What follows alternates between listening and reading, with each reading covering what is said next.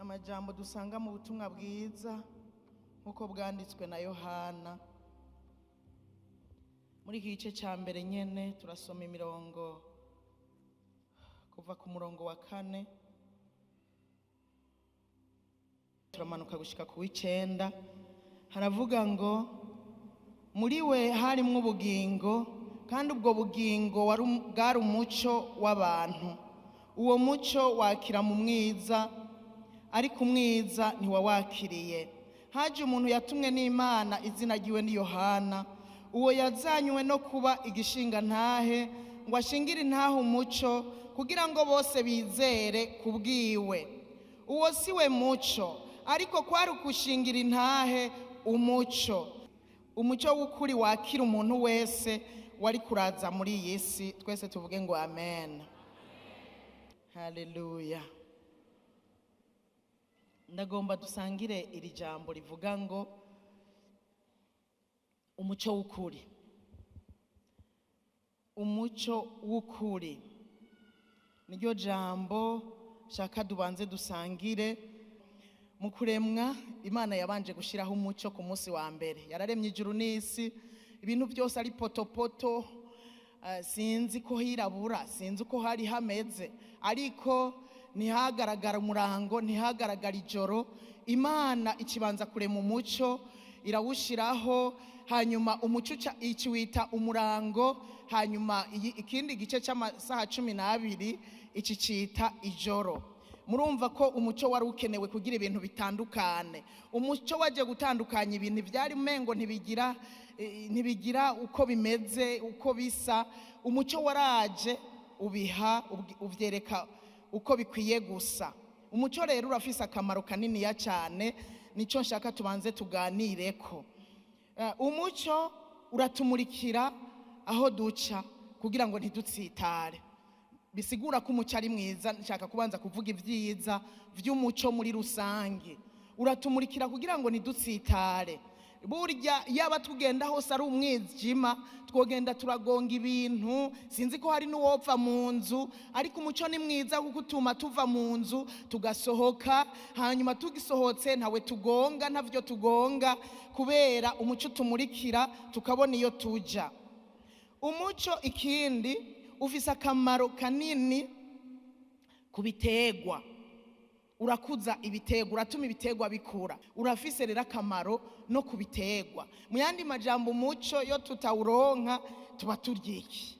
Ibitegwa biba bihari, nta biba bihari. Tuba turyiki, tuba dufungura iki, ariko urafise akamaro ku bitegwa. Ibi ndiko ndabivuga kugira ubanze wumva akamaro k'umuco.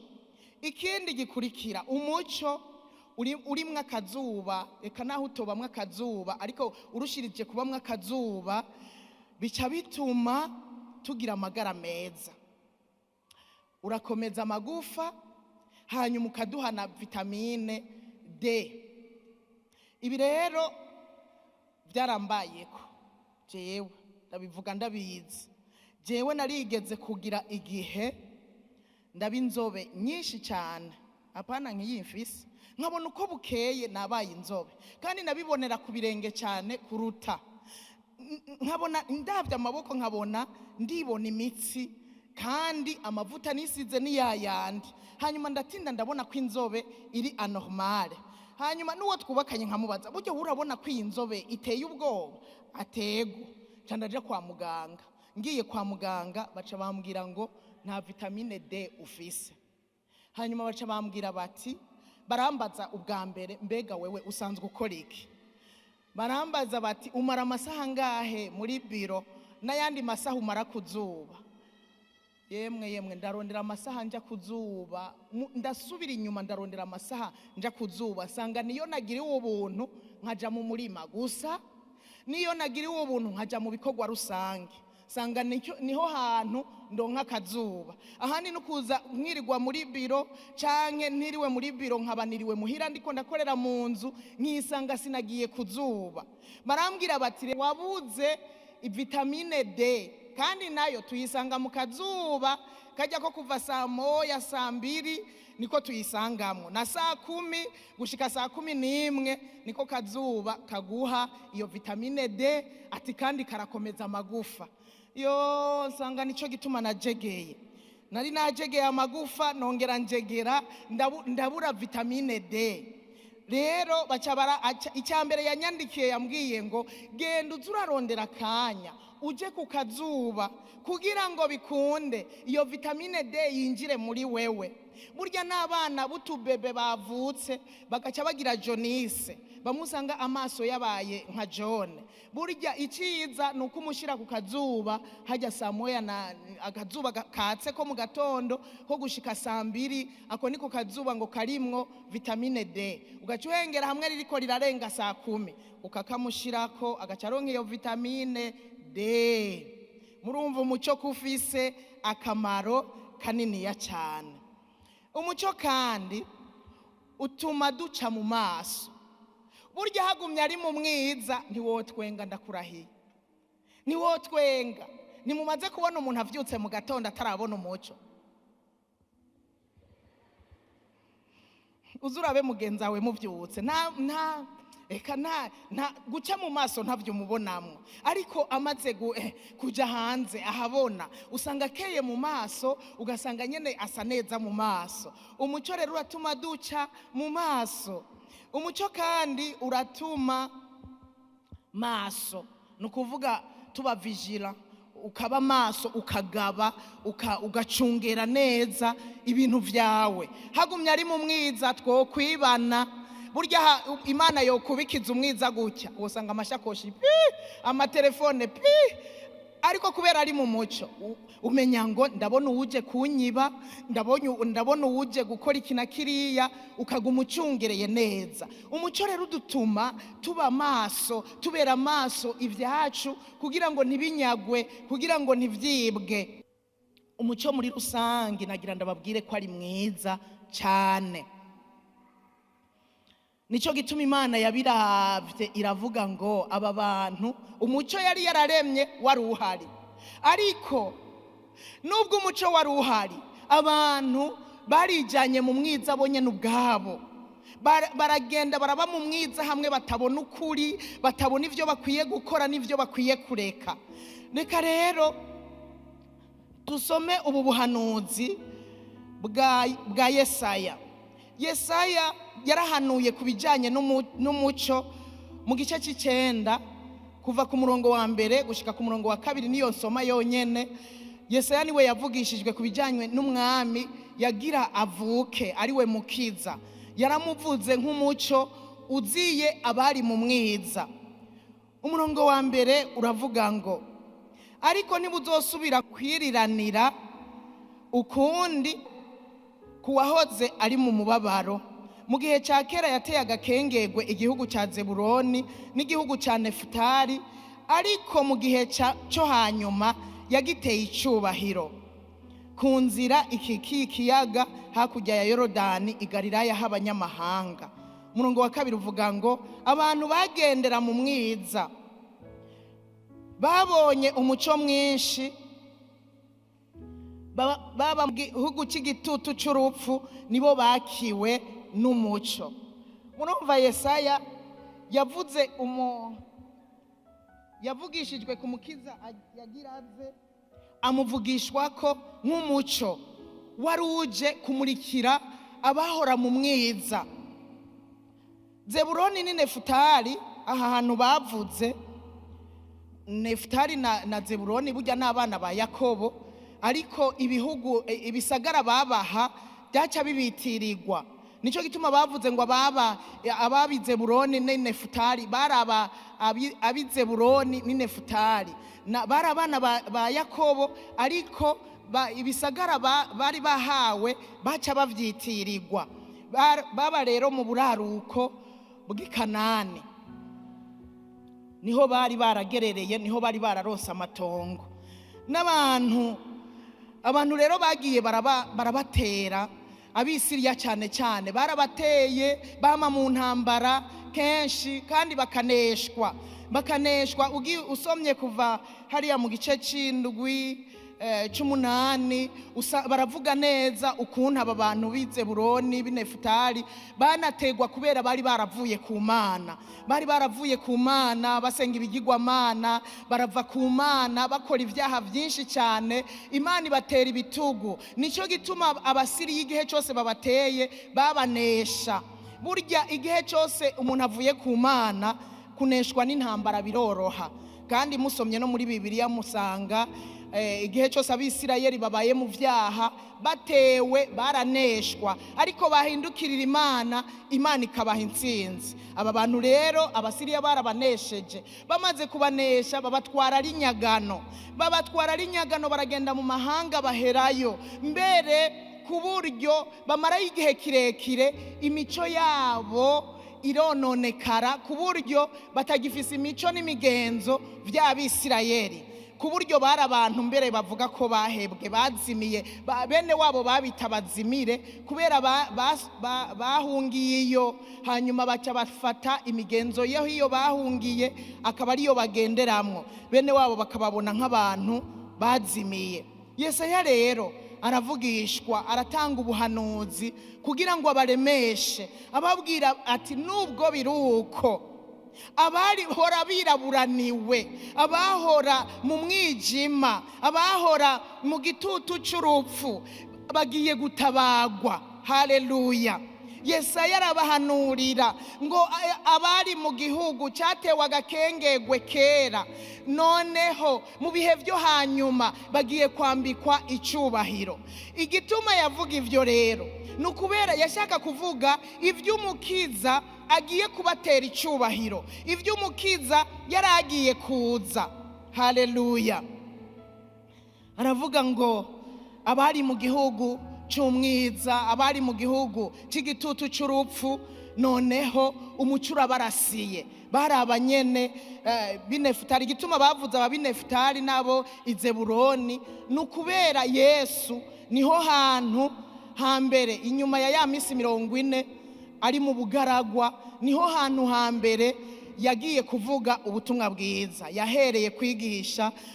Tubisomye aha muri Matayo biri aha mu gice cya 4 umurongo wa 13, ku murongo wa 13 harabivuga neza gushika ku wa 16, haravuga ngo yimukira i Nazareti aja i Kaperinawumu hafi y'ikiyaga mu rugabano rwa Zebuloni na Nefutali, ngo ivyanditswe na Yesaya yavugishwa n'Imana bishike, ngo igihugu ca Zebuloni n'igihugu ca Nefutali aherekeye ku kiyaga hakurya ya Yorodani i Galilaya h'abanyamahanga, abantu bari bicaye mu mwiza babonye umuco mwinshi, kandi abari bicaye mu gihugu c'urupfu no mu gitutu carwo umuco urabarasira. Haleluya! Umuco ucurasira kuri bo. Aha rero nivyo Yesaya yari karavuga yuko bagiye kurasigwa n'umuco, kandi vy'ukuri niho yahereye nyene kwigisha. Yahavuze ubutumwa bwinshi umwanya munini, si ivyo gusa, yongera ahakiriza abagwaye benshi. Nico gituma rero bavuga yuko abari mu gitutu c'urupfu Imana yabatabaye bakarasigwa n'umuco. Yesu yarahatevye ahavuga ubutumwa bwiza, yongera bakiriza abagwaye. Haleluya! Umwiza rero ugereranywa n'ivyaha, umwiza ugereranwa n'ivyaha. Abantu bari mu vyaha nibo bavuga mwiza, kandi igituma banagereranywa n'ivyaha Yesu yaciye aza ababwira ubutumwa bwiza buvuga ngo ni mwihane. Mu yandi majambo umwiza murimwo mwawutewe n'ivyaha, ni mwihane rero kuko ubwami bw'Imana buri hafi. Abo bantu b'i Zebuloni n'ab'i Nefutali yababwira ngo bihane, ariko ni nayo message yarazaniye isi yose kugira ngo abantu bihane.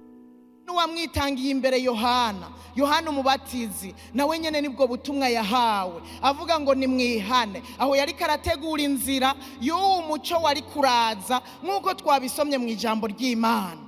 ijambo ry'Imana ryatubwiye ngo ubu Yesu yari mw'isi, ariko mw'isi ntibanamwakiriye.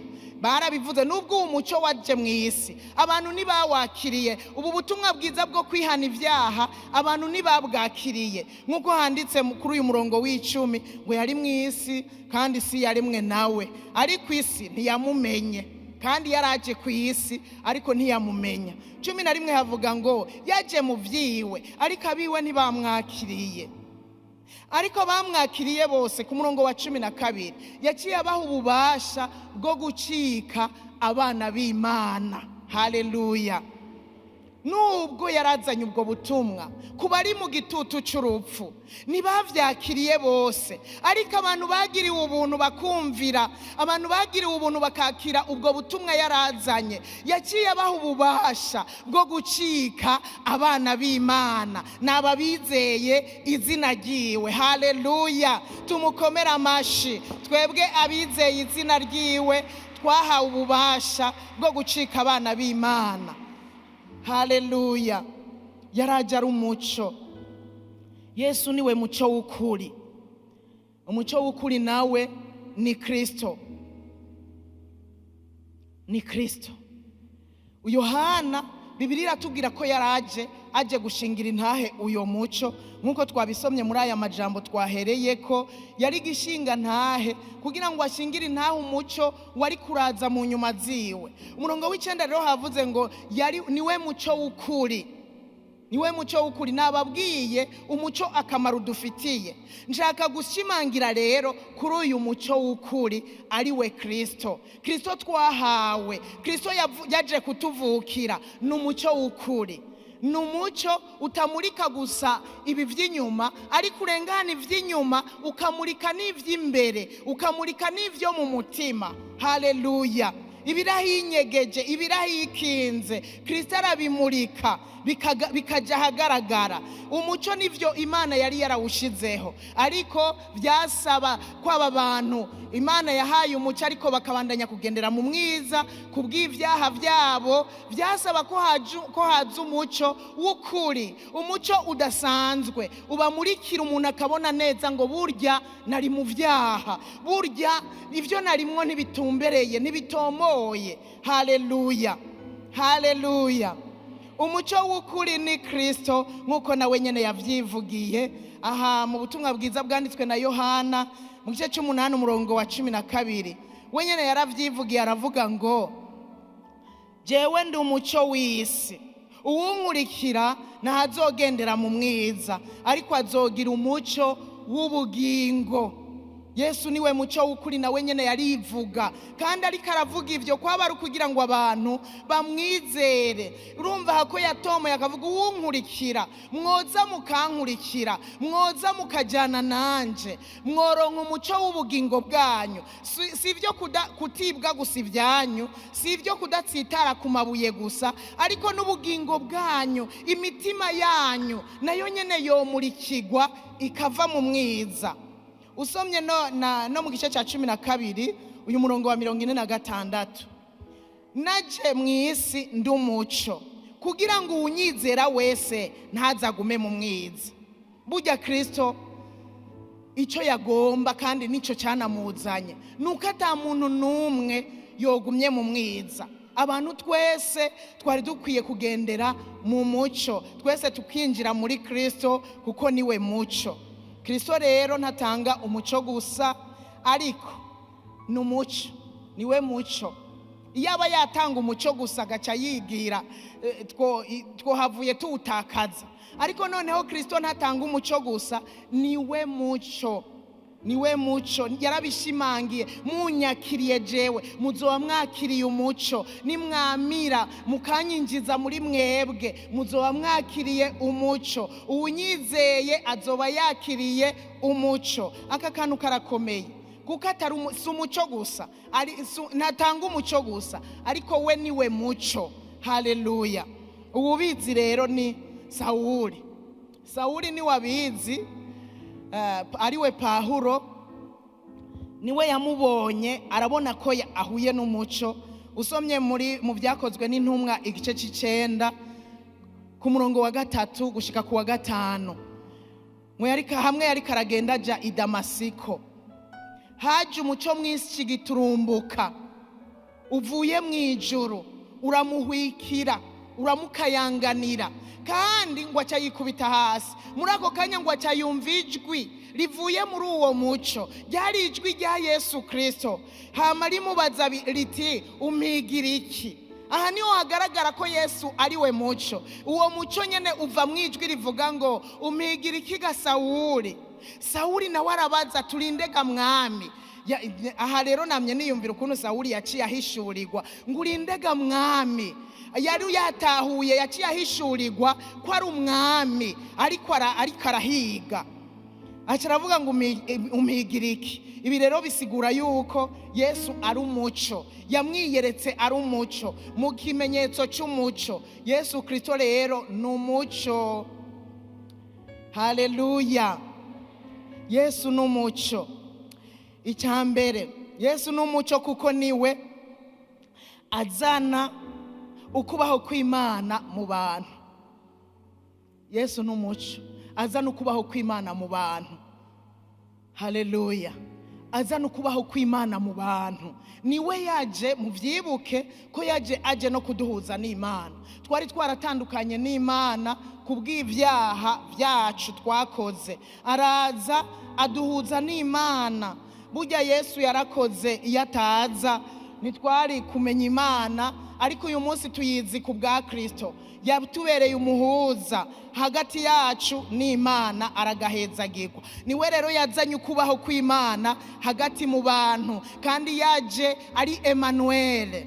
Yari yarabivugishijwe Esaya, n'uwaturongoye yatanguye arabivuga, ikimenyetso nuko inkumi izovyara umwana w'umuhungu, ngo muzoce mumwita Emmanuel, Imana hagati muri mwebwe. Kristo Yesu ni ikimenyetso c'Imana hagati mu bantu. Haleluya! Ikigira kabiri, niwe muco w'ukuri umurikira umuntu wese ari muri iyi si atarobanuye ku cyubahiro. Niwe muco w'ukuri umurikira umuntu wese yemeye kumwakira, kuko yabivuze neza, uwunyizera nasubira kugendera mu mwiza ukundi. Umuntu wese ari umunyacubahiro, ari uri muto, umuntu wese yemeye kumwakira aramumurikira akagendera habona. Niwe muco w'ukuri umurikira abantu bose, kandi atarobanuye umuntu n'umwe ku cubahiro. Aragahezagirwa ibihe byose. Kandi uwo ni nawe yakishiriza izuba, tukaronka umuco twese, ababi n'abeza, abahambaye n'aboroshe, twese tukaronka umuco. Imana yo mu ijuru nibiheregwe icubahiro. Umuco wa Kristo ni inkomezi n'ububasha biva ku Mana, biciye muri Kristo Yesu nyene, bigaha ubugingo ikintu icyo ari cyo cyose. Nababwiye n'ibitegwa, burya n'ibikoko bitabonye umuco navyo nyene vyomerewe nabi. Rero ni umuco, ni inkomezi n'ububasha biva ku Mana, bigaca muri Kristo, bigaca biha ubugingo ikintu kibaho cyose, gihabwa ubugingo kubw'umuco w'ukuri ari we Kristo. Haleluya! Ikindi kigira kane, umuco wa Kristo ugira ububasha canke ubushobozi bwiza, influence iri positive ku bintu, kuri twebwe. Bigira ubushobozi canke ububasha bwiza. Uwo muco w'ukuri niwo ndiko ndavuga, ugira ububasha bwiza budutegurira kwakira ubushobozi bwa mpwemu yera. Uyu muco w'ukuri ari we Kristo, kubera twamumize, uyu muco uza muri twebwe. Umaze kuza muri twebwe ukatumurikira, ugaducira inzira. Ubushobozi bwa mpwemu yera murazi kanatsinda uyu munsi, mpwemu yera niwe akorera muri twebwe. Niwe Kristo umuco w'ukuri niwe yaciye inzira kugira ngo mpwemu yera aze muri twebwe atumurikire, hanyuma mpwemu yera abone gukorera muri twebwe. mpwemu yera turamuha, kandi murazi ko tumuhabwa iyo twakiriye Yesu nk'umwami n'umukiza. Burya umuntu atarakira Yesu nk'umwami n'umukiza arongorwa n'ivyiyumviro vyiwe, n'ijwi ryiwe, n'ivyiyumviro vyiwe, ahandi akarongorwa n'amajwi ya Satani, ahandi ariko twarakiriye Yesu nk'umwami n'umukiza, mpwemu yera caza akaba muri twebwe. Nico gituma mvuze nti uyu muco w'ukuri ari we Kristo niwe yaduciriye inzira kugira ngo ubushobozi bwa mpwemu yera buze bube muri twebwe. Uyu mpwemu yera agaca turongora kandi bigatako akadukoresha ivy'ubuhizi. Muri Bibiliya rero iri jambo ry'umuco ryaranavuzwe cyane, ryaravuzwe gose ku buryo ryavuzwe 535. Kandi usomye neza muri Bibiliya umuco n'ikigereranyo cy'ukwera, kwera kw'Imana, ukugereranyo cy'ubwiza bw'Imana, kumenya, gutahura, ubuntu, ivyizigiro n'ihishurirwa ry'Imana. Usomye muri Bibiliya usanga ari cyo kigereranyo, bavuze umuco usanga ari ikigereranyo cy'ukwera, ubwiza, kumenya, gutahura, ubuntu, ivyizigiro canke n'ihishurirwa ry'Imana. Akarorero naha muri Zaburi ya 27. Zaburi ya 27 haravuga ngo Uhoraho niwe muco wanje n'agakiza kanje, nzotinya nde? Uhoraho niwe gihome kinkingira, gikingira ubugingo bwanje, ninda zonca ivutu. Muri aya majambo umwanditsi wa Zaburi yari karavuga ngo mbega ukubaho kw'Imana kuri muri jewe, nzotinya nde? Mbega ukubaho kw'Imana kuri muri jewe guca guhinduka igihome kinkingira. Haleluya! Murumva bifise insiguro nziza, umuco ufise insiguro nziza. Nico gituma banakoresheje umuco inshuro nyinshi cyane aha muri Bibiliya. Usomye no muri iki cete kigira 2 Paulo yandikiye Abikorinto mu gice cya 4 umurongo wa 6 haravuga ngo Imana imwe yavuze ngo umuco wake uvuye mu mwiza niyo yakiye mu mitima yacu, niyo yamurikiye imitima yacu, niyo yahishuriye imitima yacu. Kwerekana umuco niwo kumenya ubwiza bw'Imana buri mu nyonga ha Yesu Kristo. Umuco ugaragaza ubwiza, usigura ubwiza. Tuvuze ngo Imana canke Kristo n'umuco, tuba tuvuze ko mu Mana nta mwiza na mukeya ubayo, nta mwiza na mukeya uba mu Mana, nta mwijima na mukeya uba mu Mana. Nukuvuga ngo Imana irera, iratunganye, ntigira gatosi, ntihungabana ngo icisanga yahungabanye mu vyiyumviro. Ibintu vy'Imana, ivyiyumviro vy'Imana vyama bihamye, vyama bitunganye, vyama bigororotse. Nico gituma jewe nawe tutogira ubwoba ngo Imana izohava inyiyumvira ko ibibi. Nico gituma na Yesaya yavuze ngo ivyiyumvira Imana ibiyumvirako ni ivy'ivyiza si y'ivy'ivyago, kuko niyigera ihungabana mu vyiyumviro. Nigira gatosi, nigira gasembwa, irera, iratunganye.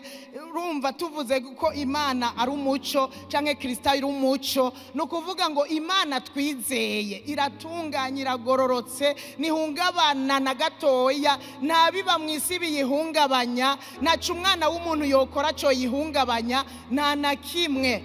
Haleluya!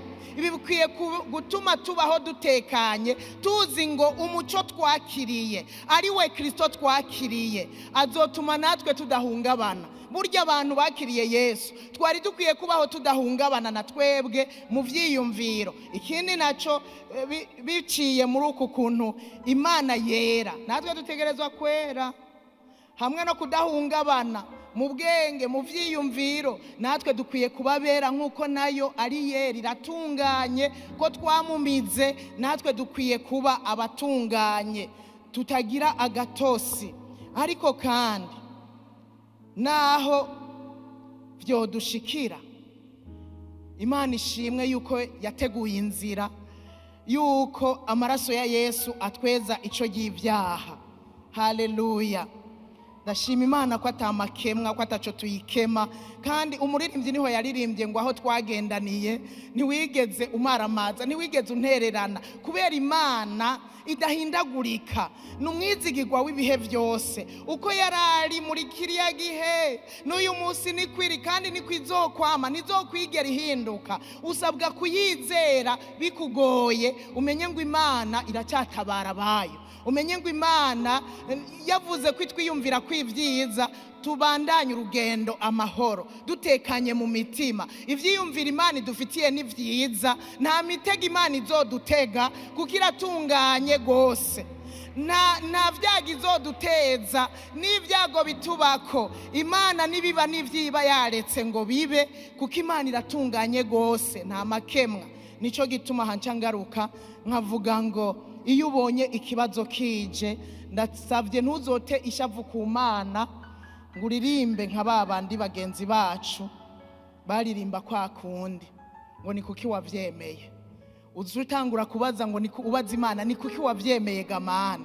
Oya, vuga uti Imana uragororotse, we uratunganye. Burya ibi nivyo wari wabonye bibereye mu gihe nk'iki nyene, hanyuma bice bigutera gushima Imana, kuko Imana umuco twakiriye n'umuco ku buryo nta gatosi kaba muri yo, kaba mu vyiyumviro vyayo ngo uvuge ngo yihenze. Niwagira n'ingorane, niwagira n'ikibazo, uzumenye ngo Imana yoyo eka siyo yabiguteje gusa, hari ivy'Imana ireka bikaba ifise intumbero yo kudugirira neza. Nta na rimwe ireka ikintu Imana ngo kikubeko ifise intumbero mbi, kuko ibibi Imana irashobora kubidukingira, ibibazo ingorane Imana irashobora kubidukingira. Ariko hari ivy'ireka bikaba ishaka ngo dukomere, twanyoganyoga igashaka ngo dukomere. Hari ivy'ireka bikaba twara abana igashaka ngo dukure, dutere intambuko, tuduge ku yindi ngazi. Hari ivy'ireka bikaba no kugira ngo yiheshe icubahiro ikabireka, mugabo siba yabiduteje. Mwibuke Yobu ko wa mubi ari we yari yamusavye, ariko si Imana yari yabimuteje. Ni Imana ariko yararetse biraba, ishaka kwihesha icubahiro biciye kuri Yobu. Ubu Yobu dusomye amakuru yiwe, turamenya ngo burya Imana irashobora kureka ibintu byose bikakuvako, ariko amaherezo ikakugirira neza. Amaherezo ikaguha ibyiza birenze ivyo wari ufise, ibyiza birenze uko wari umeze. Imana rero ivyiretse bikaba, uze wibuke ngo iratunganye, nta makemwa. Haleluya, haleluya. Nico gituma Yesu yavuze ngo ni jewe nzira n'ukuri n'ubugingo. Nukuvuga ngo uciye muri we arashika amahoro. Ni nzira, uciye muri we urashika, uciye muri we ntuzozimira, uciye muri we ntuzotsitara. N'umuco w'ukuri azokumurikira, kandi nukuri pe, nukuri uciye muri we uzoba uri kuragendera mu kuri, uzoshika iyo uja. Niwe buzima, niwe bugingo budashira. Niwaca muri we bizogenda neza, kuko niwe muco w'ukuri. Haleluya. Turiko dutera dusozera, abamwakiriye natwe dutegerezwa kugendera mu muco, dutegerezwa kuba umuco, kuko nawe n'umuco. Abamwakiriye bategerezwa kuba umuco.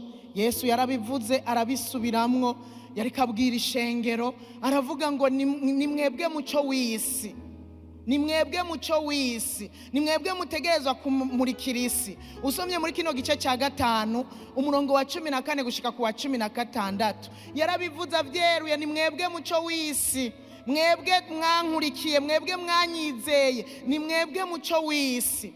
Kandi muri gisagara cubatswe ku mpinga z'imisozi, mu yandi majambo muri abantu, muri umuco utegerezwa kuboneka. Kandi ahandi yaravuze ngo nta wodomeka itara ngo aryubike kw'igisimbo. Nukuvuga ngo nta muntu yoba itara ryaka ngo ace yubikako. Itara ridomekwa kugira ngo liboneshereze abari hirya no hino kugira ngo babone umuco, babone ibintu byose biri ku mugaragaro. Rero Yesu aravuga ngo muri umuco w'isi. Jewe nawe abamwakiriye turi umuco w'isi. Uyu munsi kuri iyi Noweli y'uno munsi ni jewe nawe dukwiye kwibaza, mbega vy'ukuri turiko turamurikira isi canke narimye umuco isi? Kuko nitwaba umuco vy'ukuri nk'abamwakiriye, isi izogendera habona, abantu bazobona umuco wacu baze kuri Kristo. Ibi bigaruka hahandi kuvuga ubutumwa bwiza utarinze kuvuga, utarinze gusemerera, ariko umuco uri muri twebwe udutera kuba nta makemwa, udutera kuba turabera nk'uko nawe ari uwera, abantu babone. Kandi ibyo bica bigaragarira no mu bikorwa dukora, abantu bagaca babona umuco uri muri twebwe, hanyuma bigakunda bakaza kuri Kristo babirabiye ku bikorwa dukora. Mbega uyu munsi tugeze kuri ino Noweli, ariko bimeze niko bimeze? Turi umuco vy'ukuri uri kuramurikira isi? Twari dukwiye kubaho tuzi ngo birakwiye ko ntima umuco isi. Wa wundi yaduga mu ijuru n'igitabo, yanditse igitabo, yari karandika ngo ageze mu ijuru, amaze kugerayo akabona ubwiza bwaho, yararahiye ngo ntashaka kugaruka mu isi. Hanyuma baramubwira ngo utegerezwa gusubirayo. Hanyuma mugabo bari babanje baramwereka ngo raba mu isi, raba iyo uvuye uko hameze. Ngo arabye mwiza abona n'umwiza, umwiza w'umuzitanya. Hanyuma mugabo ngo akabona agatara kamwe hariya, akandi hariya, akandi hariya. Ngo acarabaza, none tujya dutara turi muri ujya mwiza twaje turimwo gute? Baca baramubwira ngo barya rero nabamize Kristo bari mu isi, n'udutara turiyo dukeya mugabo bariyo. Aca aravuga ati sinsubirayo naho mwogira gute, simva nasubiyeyo. Aca aranka gusubirayo. Baramubwira ati utegerezwa gusubirayo kugira ngo rero mudome kajya amatara yake, bajya bari mu mwiza nabo babone kuvamwo, bamurikigwe, hanyuma uzogaruka ari uko isi yabonye umuco. Bene data, ujya dutegerezwa kumurikira isi. Mbega Imana imuritse muri ino si hano iwacu i Burundi, ko amashengero ari menshi, ko tuvuga Kristo turi benshi, mbega vy'ukuri yobona amatara? Erega itara navuze ni babandi batagiramwo ubugunge, bamwe batunganye umuco, n'uwugize ikimugora. Amaraso ya Yesu arahari kugira ngo atweze adutunganye bicitwa vuba. Rero nitwime umuco inosi, ariko tumurikire isi. Usomye aha muri Yohana 1:7 havuze neza ngo, mu cete cya mbere Yohana yanditse 7 haravuga ngo, ariko tugendeye mu muco nk'uko nayo iri mu muco, tuba dufatanije ubwacu, kandi amaraso ya Yesu umwana wayo atwoza icyaha cyose. Tugendeye mu muco tuba dufatanije nayo twebwe ubwacu. Burya nitwagendera mu muco, kugendera mu muco rero ni ukwiyambura ibyaha, kuko nivyo bituma tuba mu muzimagiza. Nivyo byari byatumye Abisirayeli baba mu muzimagiza. Tugendeye mu muco ni ukwiyambura ibyaha. Amaraso ya Yesu nayo arahari kugira ngo atwoze ico y'ivyaha, nico nariko ndavuga. Hamwe vyo nakugora, aya maraso ya Yesu arahari ngo akoze ico y'ivyaha, mugabo ntiyavuze ngo tubandanye dukora ivyaha nk'uko Pawulo yandikiye bariya b'Ikorinto bati dukora ivyaha kugira ngo ubuntu bw'Imana bubandanye kugwira. Haba namba gukora ivyaha nitubikora kugira ngo kugaruka twoga mu maraso ya Yesu, ariko dukwiye kubiheba. Ariko binashitse na gato nukwihutira koga muri aya maraso ya Yesu Kristo. Impanuro rero kuri twese ni Pawulo yandikiye Abanyefeso igice cya 5 umurongo wa 6 gushika ku 9, inca nsozera niyo mpanuro yabahaye. Tuhasome twese. Haravuga ngo, ntihakagira umuntu abahendesha amagambo y'ubusa, kuko ivyo ari byo bizanira uburake bw'Imana abantu b'intabarigwa. Nuko ntimugafatanye nabo, kuko kera mwari umwiza, none mukaba muri umuco mu Mwami wacu. Mugende nk'abana b'umuco, kuko imbuto y'umuco iboneka mu ngeso nziza zose no mu kugororoka no mu kuri. Imana idufashe cyane. Haleluya. Umuntu wese rero muri twebwe, Bibiliya iravuze kera twari umwiza, twari umuzimagiza kubera vya vyaha. Urabizi uko wari umeze, urabizi nanje ndazi uko nari imeze. Twari umuzimagiza, nta cyiza cyava muri twebwe, ariko ubu turi umuco kubw'Umwami wacu Yesu Kristo. Kuko Yesu yaje mu isi, uyu munsi turi umuco. Abamwakiriye ni umuco. Si ibyo gusa, baciye bahinduka abana b'Imana. Aca arabahanura rero, Pawulo arabahanura, nimubandanye mwifatanya na babandi bakiri umuzimagiza. Ni gute? Umuco n'umwiza ntibihura, nta na hamwe bihurira. Reka tureke kwifatanya nabo, si ukuvuga ngo tubanke, ariko n'aba ari bo dufatanye urugendo, n'aba ari bo baba bagenzi bacu, kuko barya baracari mu mwiza kumwe natwe twari umwiza kera. Ariko ikikwiriye nuko tubamurikira biciye mu ngeso zacu, mu ngeso nziza zose, mu kugororoka no mu kugendera mu kuri. Nitwabamurikira nabo bazova muri uwo mwiza, kuko natwe murabizi ko twamurikiwe n'abatwitangiye imbere. Twamurikiwe n'abatwitangiye imbere, bahuye n'umuco, binjiye mu muco, baratumurikira, batubwira amakuru y'uwo muco w'ukuri, hanyuma natwe turawakira, uba muri twebwe. Natwe dukwiye gusubira inyuma tukababwira iby'uwo muco w'ukuri. Ariko n'imbere y'uko dusubira inyuma kubabwira, reka barabe ibikorwa byacu, ingeso zacu nziza zifatanije no kugororoka, zifatanije no kuvuga ukuri, no kubimvuga kuri, no kugendera mu kuri. Abantu bazomuhindukirira, uwo Kristo w'umuco ariwe muco w'ukuri, bazomuhindukirira, nabo bahinduka abana b'umuco. Jewe yanyigishije ko dukwiye kumurikira abandi, ko umuco w'ukuri uri muri twebwe, ariwe Kristo.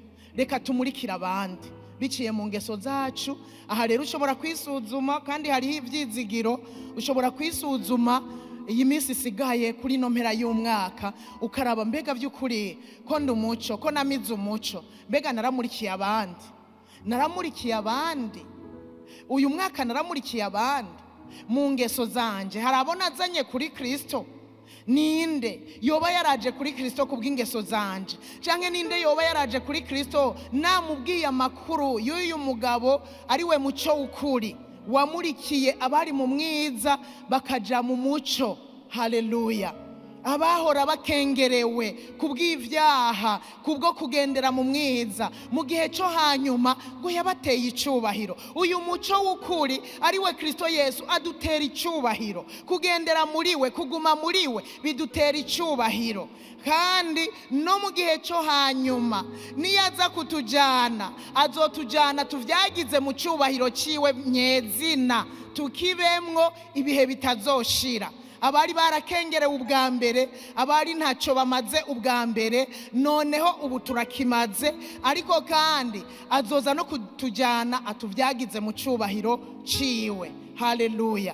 Ibi turakwiye kubibwira abacu, turakwiye kubibwira ababanyi, turakwiye kubibwira abagenzi, turakwiye kubibwira abo dukorana, turakwiye kubibwira abantu bose. Ariko kandi navuze ngo urashobora kutanavuga, ariko ukagira ingeso nziza, ukagira ingeso nziza hajya ukorera, ukagira ingeso nziza mu kibano. Birababaje ishengero ry'Imana ririko riratukwa kubw'umuntu umwe akorera ahantu, ukumva ariko baravuga ngo ngujya ngo mbega ngo ntiyari yaravuze ngo numukizwa, ukumva bariko baratuka bakizwa kubw'umuntu umwe.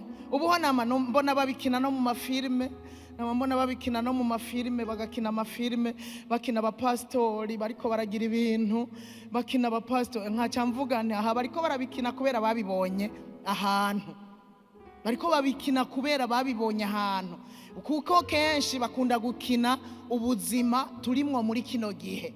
Abapasitori bariko bararihisha amahera mu kugira basengera abantu, bariko bakina amafilime y'abapasitori, bariko baha ifilime naravye ryari kandi nayiravye kubera yavuga abapasitori. Bakinye umupasitori avuga ngo agira kuri umuvumo ku mukobwa yaraje ngo amusengere, aca mu utuzi duca turimwo akantu nyene duca turamusinziriza, aca arakora ivyo yigombeye, uwo mwana yasinziriye. Nkavuga nti ibi vyose bariko babikina kubera babibonye ahantu, bavyumvise ahantu, bishobora no gukinwa n'ababikorewe quelque part, bagaca bavuga bati ibyo ari byo byose reka ndabikine kugira ngo abandi batahure ibiriko biraba. Rero bari gushobora gukina bakina abapasitori, mugabo barabicanga, barundi baranabicanga, barakina abapasitori basengera abantu bagakira, basengera abantu bakabohoka, bafasha abantu, navyo nyene barabikina, ariko si bikino nibiriko biraba. Rero ishengero ry'Imana ko ritukwa kubwa jewe biragahera, ko ritukwa kubwawe biragahera. Wisuzume nanje nisuzume kuri ino were, mbega izina rya Kristo niriko riratukwa kubwanje? Yesu ko yaje mw'isi kugira duhe kugendera mu muco w'ukuri. Yesu ko yaje mw'isi kugira ngo adukize ivyaha. Uyu munsi si nkibirimwo, erega nico cyamuzanye. Kandi ni waburi hano ukigendera mu vyaha, ndakwinginze uyu munsi ntukurengane. Nta ubizi icyatumye Imana ikuzigama kuri ino were, kwari kugira ngo uzohitemwo kwatura ivyaha vyawe, hanyuma ugendere mu muco w'ukuri. Kandi ntiwumve ngo hari habo vyagoye, wewe ntuzurabire kubo vyagoye, uzurabire kubabishoboye. Niwanke kuza kuri Yesu ngo hari habo wabonye vyagoye, oya woba uhombye, kuko hariho abandi babishoboye bariko bararamiriza, biteze ukugaruka k'umwami wacu, babihahamiye cyane, bejejwe, batunganye, birinda uko bukeye uko bwije. Ngwino rero wewe vyo wabikikugoye utaragira mu muco, mu yandi majambo utarakira Yesu nk'umwami n'umukiza, ndagutumiye kugira ngo uze hano utere intambuko, kugira ngo uze wakire Yesu nk'umwami n'umukiza, ari we muco w'ukuri akumurikire. Namurikira inzira yawe gusa ucamwo, ariko amurika n'ibinyegejwe vyo mu mpwemu. Kukumurikira mu nzira urashobora kutobona imitego wa mubi yateze, ariko mu buryo bw'impwemu birahishurwa. Atumurikiye turabimenya tukabitahura. Kaze rero wewe wowe uri hano kuri uno munsi, washitse kuri nono were utarakira Yesu nk'umwami n'umukiza. Ni wewe Imana yiteze kuri uno munsi, yararungitse umuco w'ukuri, arakeneye kufata ingingo ukavuga ngo nanje ndakiriye uwo muco w'ukuri, nanje ndamwakiriye kugira ngo amurikire inzira zanje, sinongere kugendera mu mwiza w'ivyaha bitandukanye. Kaze cyane, reka dusenga Imana rero. Nizeye yuko atawe tuniganye ijambo, nizeye yuko atawukiri karanigana n'intebe, yamase mu ntebe, yaboshwe n'intebe, amajwi yamubujije kuva hasi. Nizeye ko atawugisigaye. Reka dusengane n'aba bantu abaje kwakira Yesu, muduze ibiganza. Imana ibahezagire. Haleluya. Nagira ndabasabe musubire mwaya majambo, muvyature, muvyemange, mwakire uwo muco w'ukuri winjire muri mwebwe kugira ngo mumurikigwe. Musubiremwo muvuge ngo Mwami Yesu, vuga cyane, Mwami Yesu, ndatahuye ko ari wewe muco w'ukuri wakira bari mw'isi kugira ngo baronke ubugingo.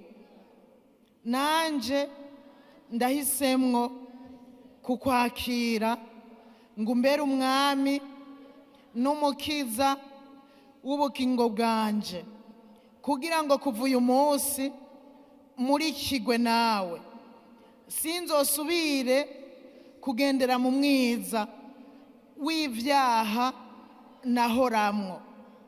Mwami Yesu, ndagusavye imbabazi, nagendeye muri vyinshi, umbabarire, amaraso yawe anyeze, umbabarire kandi unyakire, umfate ukuboko, kuva uyu munsi uganze umutima wanje, uganze ibingize vyose, sinzosubire kwiganza, ariko uze wamunganza imisi yose yo kubaho kwanje. Urakoze Mwami Yesu, nunyandike mu gitabo c'ubugingo.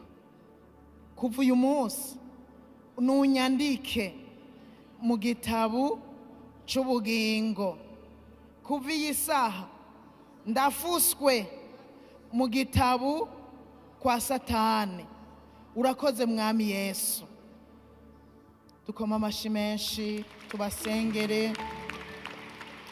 Data, mu izina rya Yesu, aba bantu bahisemwo kukwakira ngo babere umwami n'umukiza, kumbere harimwo n'uwundi yoba yari yaraguye akabivamwo, nawe nyene ndamusengeye mu izina rya Yesu, kuva uyu munsi amurikirwe n'umuco wawe, kuko ari wo muco w'ukuri, awugenderemwo, ntazosubire gutambamira iburyo canke ibumoso, ntazosubire kwifatanya n'abari mu mwiza n'abari mu muzimagiza, ariko kuva uyu munsi yimatanye nawe, agendane nawe, acagira abagenzi bamaze kumurikirwa bariko bagendera mu muco. Mu izina rya Yesu Kristo, uyu muco twakiriye utuma Mpwemu Yera aronka ikibanza. Reka aka kanya nyene Mpwemu Yera w'ubushobozi aganze imitima yabo, yinjire muri bo, abarongore, ibintu bihinduke. Ahari umubabaro, nk'uko bamwe b'i Zeburoni bari mu mubabaro, haba umunezero. Abari mu gitutu c'urupfu baronka ubugingo budashira.